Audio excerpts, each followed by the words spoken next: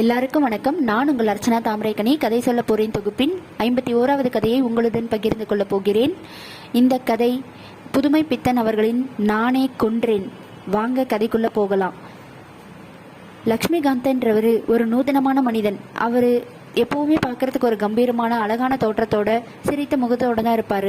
அந்த சிரிப்புக்கு பின்னாடி ஒரு கிண்டல் ஆன ஒரு சிரிப்பு இருக்கும். அதுக்கு என்ன காரணம்னா, இந்த விதி இந்த மாதிரி எல்லாத்தையும் நம்புறவங்க அவங்க பின்னாடி இருக்கிற அந்த இதெல்லாத்தையும் பார்த்து அவருக்கு கொஞ்சம் கிண்டலாகவே இருக்கும் எப்போவுமே. அதாவது விதி காலம் இதெல்லாம் பெருமையாக பொருட்படுத்தாத ஒரு ஆள் தான் அவர். கதை நாவல் இதெல்லாம் எழுதுறதுல ரொம்ப பேர் போன ஆள் தான். பேரு புகழ் வசதி உடல்வாகு எல்லாமே இருக்கு அவருக்கு. அப்படி இருக்கிற ஒருத்தருக்கு தான் ஒரு தம்பி இருக்கிறாரு.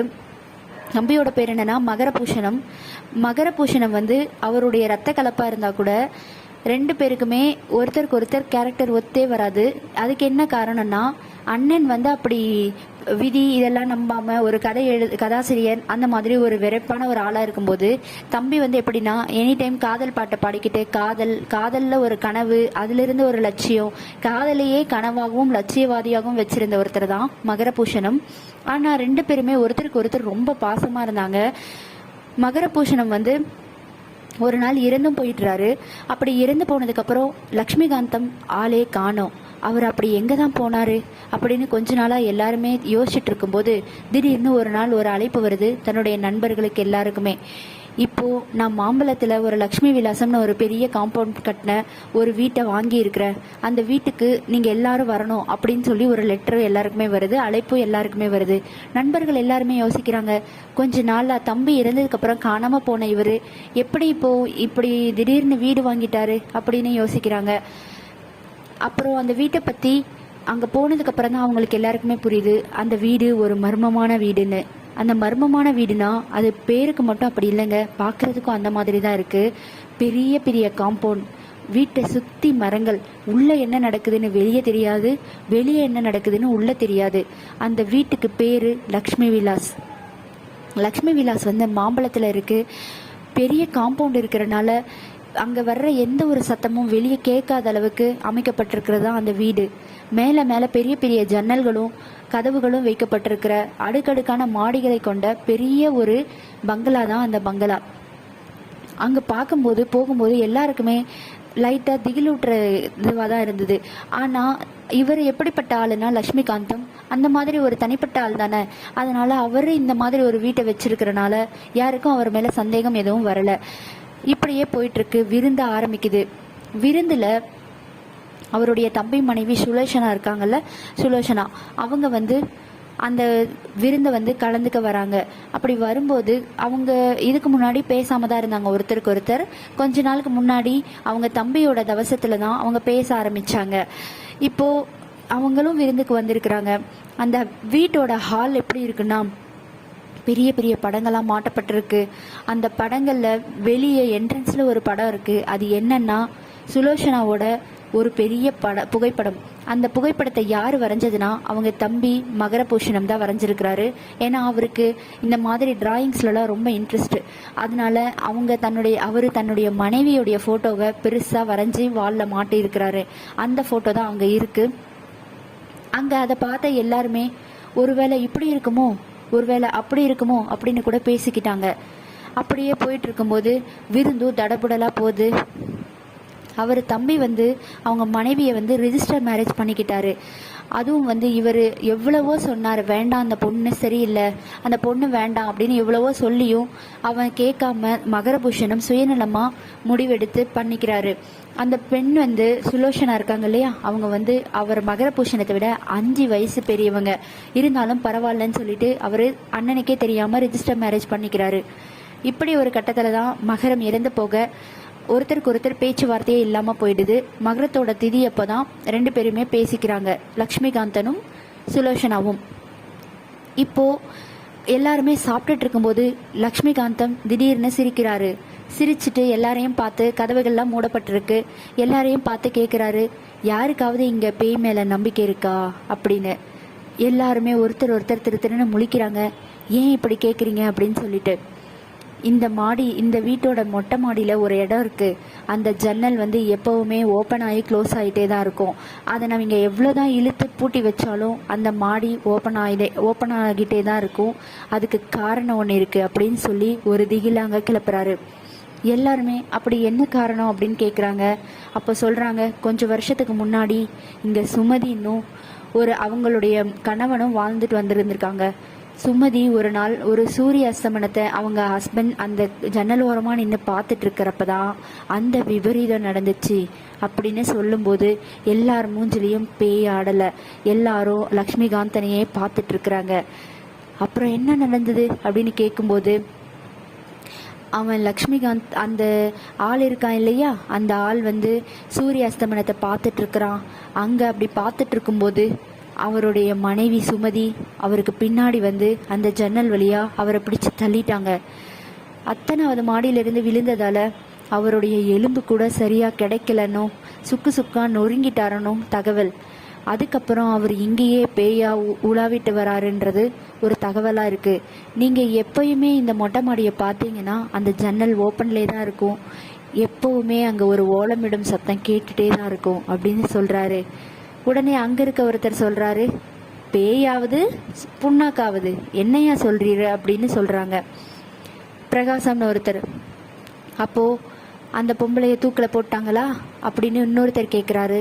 அதுக்கு அவர் சொல்கிறாரு, இல்லை, அவர் தெரியாமல் விழுந்துட்டதா அந்த பெண் வந்து சொல்லியிருக்கிறாங்க.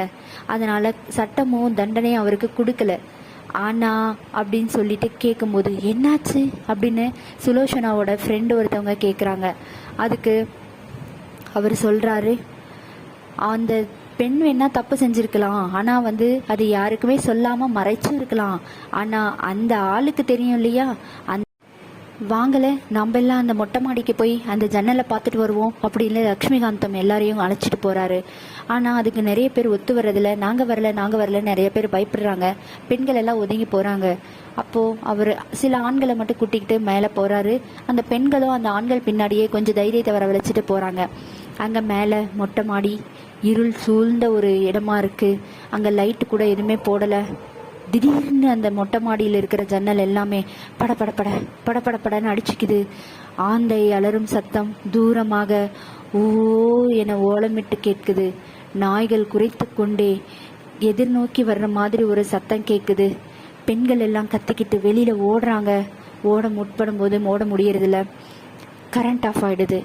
அங்கே கரண்ட் ஆஃப் ஆன உடனே அங்கே இருக்கிற எல்லாருமே ஒருத்தருக்கு ஒருத்தர் நகராமல் அப்படியே அமைதியாக இருக்காங்க.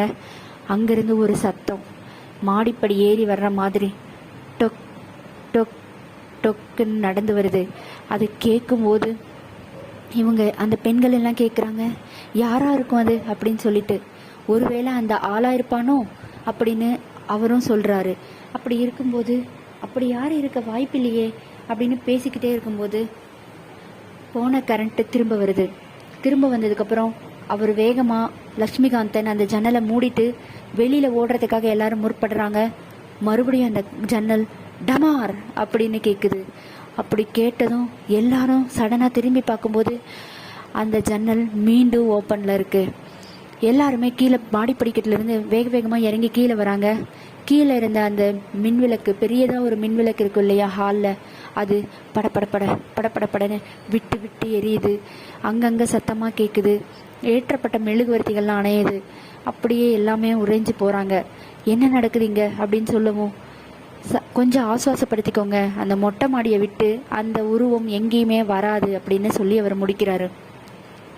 கொஞ்ச நேரத்துக்கு அப்புறம் ஆசுவாசப்படுத்திக்கிட்டு எல்லாருமே, என்ன இது இப்படி இருக்குது, இந்த பங்களா பார்க்குறதுக்கே இந்த தோரணையாக இருக்குது, நீங்கள் ஏன் இந்த மாதிரி ஒரு வீடு வாங்கினீங்க அப்படின்னு சொல்லி எல்லாருமே உள்ளுக்குள்ளே பேசிக்கிறாங்க. பேசிக்கிட்டே இருக்கும்போது எல்லாருக்குமே கூல்ட்ரிங்க்ஸ் வருது, குடிங்க அப்படின்னு சொல்லிட்டு இருக்கும்போதே வெளியில் ஒரு சத்தம். அங்கிருந்து ஒரு வேலையாள் ஓடி வராரு.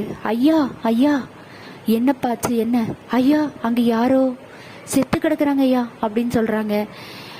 அப்படியா அப்படின்னு எல்லாரும் ஓடி பார்க்கறதுக்கு போகிற நேரத்தில் ஹாலில் இருந்த அந்த சுலோச்சனாவோட படம் கீழே விழுந்து நொறுங்குது. கொஞ்ச நேரத்துக்கு அப்புறம் எல்லாருமே இங்கே வந்து பார்க்குறாங்க. படம் கீழே விழுந்து நொறுங்கி கிடக்குது. அதை பார்த்த சுலோச்சனாவுக்கு என்ன இது, இங்கே என்ன நடக்குது அப்படின்னு யோசிக்கிறாங்க. அப்போ கொஞ்ச நேரத்துக்கு அப்புறம் அங்கே இருந்த ஒருத்தர் இருக்கார் இல்லையா, அவர் கேட்குறாரு, யார் அந்த ஆளு, வெளியில செத்து கிடக்குறாங்கன்னு சொல்றாங்களே அப்படின்னு சொல்லவும், 2 ஆட்களை அனுப்பி லட்சுமிகாந்தன் அந்த ஆளுங்களை தூக்கிட்டு வாங்க அப்படின்னு சொல்றாங்க. அந்த ரெண்டு ஆட்கள் போய் அந்த செத்து கிடக்கிற பிணத்தை அப்படியே தூக்கிட்டு வராங்க. தூக்கிட்டு வந்து அங்கே போடும்போது ஒருத்தர் அதில் தைரியத்தை வரவழைச்சிக்கிட்டு அது யாருன்னு போய் பார்க்கறதுக்காக போறாரு. அதில் இருக்கிறது எல்லாமே துணி மூட்டைகள். உடனே லக்ஷ்மிகாந்தன் சிரிக்கிறாரு, ஹஹஹஹா அஹஹஹான்னு. என்னையா இப்படி பண்ணிட்டு, வீடு பார்க்கறதுக்கு பயங்கரமா இருக்கு, நீ இந்த மாதிரி ஒரு கதையை சொல்லி எங்களை பயமுறுத்திட்டேயே அப்படின்னு சொல்லும்போது அவர் சிரிச்சுக்கிட்டே, பின்ன இப்படி ஒரு வீடு வாங்கியிருக்கிறோம், நம்ம கதையெல்லாம் எழுதுறோம், இதெல்லாம் சொல்லாம இருந்தா எப்படி அப்படின்னு சொல்லி சிரிக்கிறாரு. உடனே இதெல்லாம் ஒரு கதையா, என்ன கதை இது அப்படின்னு சொல்லி கோவப்படுறாங்க சுலோச்சனா.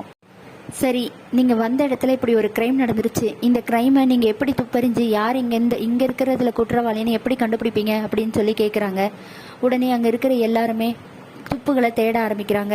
அப்போ சுலோச்சனாவோட ஃப்ரெண்டு தோழி இருக்காங்க இல்லையா, அவங்க சொல்றாங்க, நான் தான் துப்பறியும் கோவிந்தன், இப்போ நான் எப்படி கண்டுபிடிக்கிறேன்னு பாருங்க அப்படின்னு சொல்லிட்டு வேக வேகமாக மொட்டை மாடிக்கு போறாங்க. அங்கே ஒரு துண்டு சீட்டு எழுதப்பட்டிருக்கு. அதுல என்ன இருக்குன்னா, விருந்துக்கு பின் உன்னை சந்திக்கிறேன், இப்படிக்கு சனா அப்படின்னு எழுதியிருக்கு. கீழே வராங்க, படிச்சு எல்லாருக்கும் படிச்சு காட்டுறாங்க அந்த துண்டு சீட்டை. அதுக்கப்புறம் ஒருத்தர் அங்கே அந்த பிணம் இருக்கு இல்லையா, அந்த பிணத்தோட சட்டையை செக் பண்ணுறாரு. அந்த இதில் ஒரு குறிப்பு இருக்குது. அதில் என்ன எழுதியிருக்குன்னா, சு அப்படின்னு எழுதியிருக்கு. உடனே சூசனா அப்போ சுலோச்சனா தான் குற்றவாளி அப்படின்னு சொல்லவும், சுலோச்சனாவோட கண்களில் மரண பீதியும் பயமும் தெரியுது. இல்லை, நான் கொலை பண்ணல, எனக்கு எதுவும் தெரியாது அப்படின்னு சொல்லி கத்திக்கிட்டே இருக்கிறாங்க சுலோச்சனா. இதுக்கே நீங்கள் இவ்வளோ கோவப்படுறீங்க அப்படின்னு சொல்லி ஒருத்தர் கேட்குறாரு. உடனே அவங்க சுலோச்சனா அமைதியாயிடுறாங்க. அப்போ கொஞ்ச நேரத்துக்கு அப்புறம் இன்னொருத்தர் கேட்குறாரு, எப்படி அந்த பொண்ணு அந்த ஆளை கொண்டு எடுப்பா, ஏன் அவள் அப்படி கொண்டு இருக்கணும், அதுக்கு என்ன காரணமாக இருந்திருக்கும் அப்படின்னு சொல்லும்போது, தன்னுடைய வெறுப்புக்கு தன் கணவன் தடையாக இருக்கிறான்ற காரணத்துக்காக கொண்டு இருக்கலாம், இல்லாட்டி தன்னுடைய கணவனுடைய காதல் அவளை ஏதாவது விஷயத்தில் கட்டி போட்டிருக்கலாம், அது பிடிக்காம கொண்டு இருக்கலாம் அப்படின்னு சொல்கிறாரு. சொல்லிட்டு, சரியா சுலோச்சனா அப்படின்னு கேள்வியும் கேட்குறாரு லக்ஷ்மிகாந்தன். அதை பார்த்துட்டு, அப்படி கிடையாது, அது இல்லை அப்படின்னு சொல்கிறாங்க. உடனே என் தம்பி மகரமும் இப்படி தானே இறந்தான் அப்படின்னு சொல்லி கேட்கும்போது அவங்களுக்கு தூக்கி வாரி போடுது சுலோச்சனாக்கு. இல்லை இல்லை அப்படின்னு சொல்லி கத்துறாங்க. உடனே என்னுடைய தம்பியை நான் கூப்பிடட்டுமா, அவன் உண்மையை சொல்லட்டுமா அப்படின்னு சொல்கிறாங்க. அவர் வரமாட்டாரு, அவரை கூப்பிடாதீங்க அப்படின்னு சொல்லிட்டு கத்திக்கிட்டே இருக்கிறாங்க. இங்கேயும் அங்கேயும் ஓடுறாங்க. மகரம் எங்க இருக்கிற, சீக்கிரமா வா அப்படின்னு சொல்றாங்க. மறுபடியும் மின் விளக்குகள்லாம் மினுக்குன்னு எரிஞ்சிட்டு இருக்கு அங்கங்க. அந்த இருந்து போயிட்டாரு இல்லையா அவரை தம்பி, கொஞ்ச நேரத்துக்கு அப்புறம் வெளியிலேருந்து ஒரு சத்தம் வருது. செப்பல் எல்லாம் களைச்சி போடுற மாதிரியும் யாரோ நடந்து வர மாதிரியும் ஒரு சத்தம் கேட்குது. இல்லை, அவர் வரமாட்டாரு, அவரால் முடியாது, அவர் வரமாட்டாரு அப்படின்னு சொல்லிட்டு, ஆமா நான் தான் அவரை கொன்னேன் அப்படின்னு சொல்லிட்டு கத்திக்கிட்டே மயங்கி கீழே விழுந்துடுறாங்க சுலோச்சனா. என்ன ஆச்சுன்னா, அவங்க கல்யாணம் ஆன புதுசில் 1 வருஷத்துக்கு அப்புறம் தொட்டபெட்டா நீர்வீழ்ச்சிக்கு போகிறாங்க. அங்கே ஒரு பெரிய செங்குத்தான நீர்வீழ்ச்சி இருக்குது. அங்கே தான் சுலோச்சனா அவங்களுடைய கணவன் மகரத்தை கீழே தள்ளி கொலை செஞ்சுருக்கிறாரு. இதில் சந்தேகம் இருந்தாலும் லக்ஷ்மிகாந்தனால் அதை நிரூபிக்க முடியல. ஏன்னா அவங்க அப்போ தான் புதுமண தம்பதிகளாக இருந்திருக்கிறாங்க. அதனால் காதல் திருமணம் வேற பண்ணியிருக்கிறாங்க. யாரும் அதை நம்புறதுக்கு தயாராக இல்லை. இதை நிரூபிக்கிறதுக்காக அவர் பல நாள் யோசித்து இப்படி ஒரு வீடை வாங்கி திதிக்கப்புறம் அவர் அந்த சுலோச்சனா கிட்ட நல்லா பேசி அவங்களையும் இந்த இடத்துல வர வச்சு அவங்க வாயாலேயே அவங்க தம்பியை அவங்க கொன்னாங்க அப்படின்னு சொல்கிறத உறுதிப்படுத்துறதுக்காக தான் இப்படியெல்லாம் நிகழ்ச்சியை நடத்தியிருப்பாரு. இந்த கதையை நல்லா